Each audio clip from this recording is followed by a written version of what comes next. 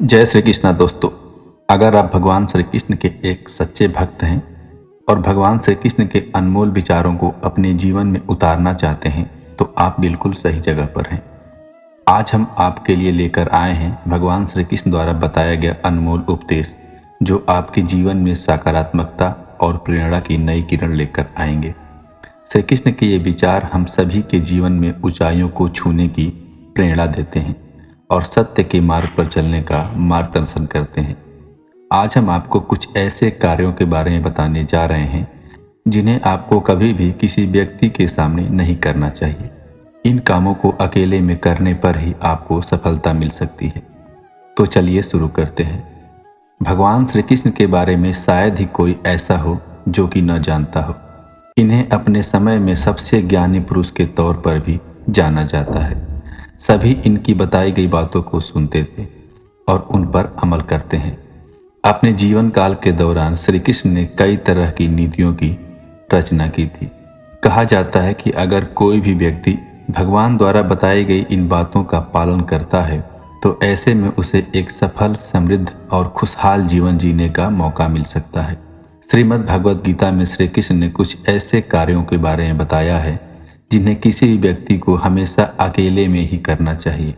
कहा जाता है जब कोई व्यक्ति इन कार्यों को अकेले में करता है तो उसे एक बेहतर जिंदगी मिल सकती है। चलिए इन कार्यों के बारे में विस्तार से जानते हैं। पहला, अकेले में पढ़ाई करें। भगवान श्री कृष्ण के अनुसार एक व्यक्ति या फिर विद्यार्थी को हमेशा अकेले में पढ़ाई करनी चाहिए। जब आप अकेले में पढ़ाई करते हैं तो इससे आप ज़्यादा बेहतर तरीके से फोकस कर पाते हैं। वहीं जब आप 4 लोगों के साथ पढ़ने बैठते हैं तो आपका ध्यान भी भटक सकता है। दूसरा, पैसों से जुड़े काम। भगवान श्री कृष्ण के अनुसार आप जब भी पैसों से जुड़े काम करें तो इन्हें आपको अकेले में ही करना चाहिए। अगर आप पैसे से जुड़े काम अन्य लोगों के साथ मिलकर करते हैं तो कई बार आपको भारी नुकसान भी उठाने पड़ सकते हैं। तीसरा, तप और साधना। भगवान श्री कृष्ण के अनुसार अगर आप ऐसे व्यक्ति हैं जिसे तप और साधना करने में शांति मिलती है तो आपको इसे अकेले में करना चाहिए। आपको अपने तप और साधना का जिक्र किसी भी अन्य व्यक्ति के साथ भूल कर भी नहीं करना चाहिए। भोजन। दोस्तों, भगवान श्री कृष्ण ने किसी भी व्यक्ति को अकेले में भोजन करने की सलाह दी है। जब आप भोजन अकेले में करते हैं तो आपका मन शांत रहता है और आप आराम से अपना भोजन कर सकते हैं। दोस्तों, आज के आधुनिक युग में श्री कृष्ण के विचार प्रासंगिक हैं। उनके विचार हमें मानसिक स्वास्थ्य, व्यक्तिगत विकास और सामाजिक जीवन में मार्गदर्शन प्रदान करते हैं। उनकी शिक्षाएं हमें आधुनिक समस्याओं का समाधान खोजने में मदद करती हैं। कृष्ण के विचारों का प्रभाव न केवल धार्मिक ग्रंथों में है बल्कि साहित्य, कला और संस्कृत में भी गहरा है। उनके विचारों पर आधारित कई कविताएं, नाटक और साहित्यिक रचनाएं आज भी लोगों को प्रेरित करती हैं। भगवान श्री कृष्ण कहते हैं, कर्म करो, फल की चिंता मत करो। जो मुझे प्रेम करता है मैं उसका सखा हूँ। भगवान कहते हैं, धर्म की रक्षा करने वाला ही सच्चा धर्मात्मा है। ज्ञान ही मुक्ति का मार्ग है। मृत्यु एक नई शुरुआत का अवसर है। कान्हा कहते हैं, जीवन में सफलता के लिए कर्तव्य का पालन आवश्यक है। कर्तव्य का पालन ही सफलता का मार्ग है। सत्य की जीत हमेशा होती है। सत्य हमेशा विजयी होता है। मनुष्य को अपने कर्मों का फल अवश्य मिलता है। हर कर्म का फल अवश्य मिलता है। सच्चा योगी वही है जो स्वयं पर नियंत्रण रखता है। आत्मनियंत्रण ही सच्चा योग है। आत्मा अजर अमर है। आत्मा कभी नष्ट नहीं होती। सच्चा प्रेम निस्वार्थ होता है। प्रेम का सच्चा रूप निस्वार्थता में है। जो दूसरों की भलाई करता है वह सच्चा भक्त है। जीवन में भलाई करने वाला ही सच्चा भक्त है। ध्यान और तपस्या से ही मन की शुद्धि होती है। ध्यान और तपस्या से ही मन को शुद्ध किया जा सकता है। धर्म का पालन करना सबसे बड़ा कर्तव्य है। धर्म का पालन ही सच्चा कर्तव्य है। सफलता से नहीं, संतोष से जीवन को मापो। संतोष ही जीवन की सच्ची सफलता है। दोस्तों, कृष्ण के विचारों को जीवन में लागू करने के लिए हमें कर्तव्य को समझना होगा। हर काम को पूरी ईमानदारी से करना होगा। ज्ञान की प्राप्ति की दिशा में अग्रसर रहना होगा। सच्चे ज्ञान की खोज करना होगा। भक्ति में निस्वार्थता का पालन करना होगा। भक्ति का अर्थ केवल पूजा नहीं, बल्कि भगवान के प्रति समर्पण है। सत्य और धर्म के मार्ग पर चलना होगा। सत्य का अनुसरण और धर्म की रक्षा करना होगा। जीवन और मृत्यु के चक्र को समझना होगा। इसे समझकर जीवन को सच्चे अर्थों में जीना होगा। दोस्तों, याद रखें, श्री कृष्ण ने कहा है, आप केवल निस्वार्थ भाव से अपने कर्म करें, क्योंकि जो मार्ग ईश्वर ने आपके लिए खोला है उसे कोई बंद नहीं कर सकता। इसलिए निरंतर चलते रहें। मनुष्य का जीवन उसके कर्मों पर निर्भर होता है। जैसे वो कर्म करता है, उसका जीवन उसी के अनुरूप बनता है।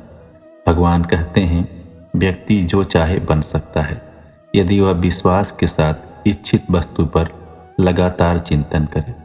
यह मन बहुत चंचल होता है, जो इंसान के दिल में उथल पुथल कर देता है। इंद्रियों से मिलने वाला सुख पहले तो अमृत जैसा लगता है, लेकिन अंत में यह एक विष के समान कड़वा होता है। जब ध्यान में महारत हासिल हो जाती है तो मन हवा रहित स्थान में दीपक की लौ की तरह अडिग रहता है। भगवान कहते हैं, हे अर्जुन, तीनों लोकों में मेरे पाने के लिए कुछ भी नहीं है, और ना ही कुछ ऐसा है जो मेरे पास नहीं है। मैं अभिनय करना जारी रखता हूँ, लेकिन मैं अपनी किसी ज़रूरत से ज़्यादा प्रेरित नहीं हूँ। कर्म मुझ पर इसलिए नहीं टिकते क्योंकि मैं उनके परिणामों से जुड़ा नहीं हूँ। जो लोग इसे समझते हैं और इसका अभ्यास करते हैं, वे स्वतंत्र रहते हैं। ज्ञान की भेंट किसी भी भौतिक भेंट से बेहतर है, क्योंकि सब कामों का लक्ष्य आध्यात्मिक बुद्धि। जैसे आग लकड़ी को राख कर देती है, वैसे ही ज्ञान की आग सभी कर्मों को भस्म कर देती है। आप अपना काम हमेशा दूसरों के कल्याण को ध्यान में रखकर करें। अप्राकृतिक कर्म बहुत तनाव पैदा करता है। हर व्यक्ति का विश्वास उसकी प्रकृति के अनुसार होता है। कान्हा कहते हैं, हे अर्जुन, मैं उन्हें ज्ञान देता हूँ जो सदा मुझसे जुड़े रहते हैं और जो मुझसे प्रेम करते हैं। मेरी कृपा से कोई सभी कर्तव्यों का निर्वाह करते हुए बस मेरी शरण में आकर अनंत अविनाशी निवास को प्राप्त करता है। बुद्धिमान व्यक्ति कामुक सुख में आनंद नहीं लेता। जो कार्य में निष्क्रियता और निष्क्रियता में कार्य देखता है, वह एक बुद्धिमान व्यक्ति है। मैं धरती की मधुर सुगंध हूँ, मैं अग्नि की उष्मा हूँ, मैं ही सभी जीवित प्राणियों का जीवन भी, और मैं ही सन्यासियों का आत्म संयम हूँ। तुम उसके लिए शोक करते हो जो शोक करने के योग्य नहीं है, और फिर ज्ञान की बातें करते हो। बुद्धिमान व्यक्ति ना तो जीवित और ना ही मृत व्यक्ति के लिए शोक करते हैं। बुद्धिमान व्यक्ति को समाज कल्याण के लिए बिना आसक्ति के काम करना चाहिए। कर्म मुझे बांधता नहीं, क्योंकि मुझे कर्म के प्रतिफल की कोई इच्छा नहीं है। श्री कृष्ण का कहना है कि मनुष्य को हमेशा अपने मन में यह विचार लाना चाहिए कि ईश्वर के अलावा और उसका इस संसार में कोई सहारा नहीं है। अहंकार तब जन्म लेता है जब हम यह भूल जाते हैं कि जो प्रशंसा हमें मिल रही है वह हमारे गुणों की होती है, न कि हमारी। भगवान श्री कृष्ण का कहना है कि संसार का एकमात्र नियम परिवर्तन, जो कल किसी और का था वह आज आपका है और कल किसी और का होगा। इसलिए भविष्य की चिंता छोड़ दो। वहीं ईश्वर जिसने आज तक तुम्हारा साथ दिया, वह कल भी तुम्हारी मदद करेगा। आप वही बन जाते हैं जिस पर आपको विश्वास होता है कि आप बन सकते हैं। जो कुछ भी आपके साथ घटित हुआ है वह अच्छे के लिए हुआ है। जो हो रहा है वह भी अच्छे के लिए है, और जो होगा वह भी आपके भले के लिए होगा। श्री कृष्ण कहते हैं कि बुरे कर्म अनायास हो जाते हैं, जबकि अच्छे कर्म स्वेच्छा से किए जाते हैं। अगर व्यक्ति शिक्षा से पहले संस्कार, व्यापार से पहले व्यवहार और भगवान से पहले माता पिता का सम्मान करे तो उसका जीवन कभी भी परेशानियों से ग्रस्त नहीं होगा। भगवान कहते हैं कि इस संसार में कुछ भी समाप्त नहीं होता। हर अंत के बाद एक नई शुरुआत का इंतजार होता है। जीवन में कभी अवसर मिले तो दूसरों के सारथी बने, न कि स्वार्थी। धर्म का असली रूप कर्मों से ही परिभाषित होता है। कर्मों के बिना धर्म की कोई असल पहचान नहीं है। श्री कृष्ण कहते हैं कि आत्मा शाश्वत है, इसलिए मृत्यु से डरने का कोई कारण नहीं है। अपना मन हमेशा कार्य पर केंद्रित रखें, परिणाम या इनाम की चिंता न करें। हम उम्मीद करते हैं कि आपको इस वीडियो से कुछ प्रेरणा मिलेगी। आप भ्रम की स्थिति से बाहर निकलेंगे और अपने जीवन में बेहतर निर्णय ले सकेंगे। अगर आप भगवान श्री कृष्ण के सच्चे भक्त हैं तो चैनल को सब्सक्राइब करके वीडियो को लाइक कर और कमेंट में जय श्री कृष्ण जरूर लिखें। धन्यवाद। मिलते हैं कल एक नए वीडियो के साथ। अपना ख्याल रखिएगा।